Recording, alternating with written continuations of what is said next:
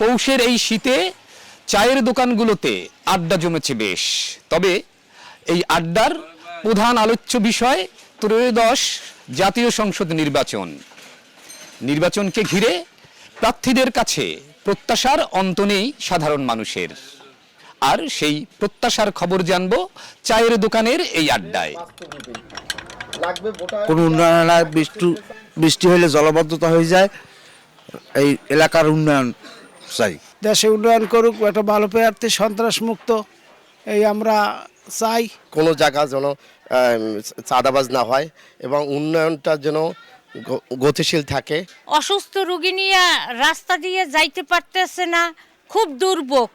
আমরা চাই ঝালকাঠিটা উন্নয়ন হোক। শুধু রাস্তাঘাট কালবাড়ি উন্নতি না, উন্নতি বলে মানুষের নৈতিক আদর্শ, চরিত্র, দেশপ্রেম, নৈতিকতা সবকিছুই বোঝায়। জনগণ উপকৃত হয়, এই প্রার্থী আমাদের দরকার।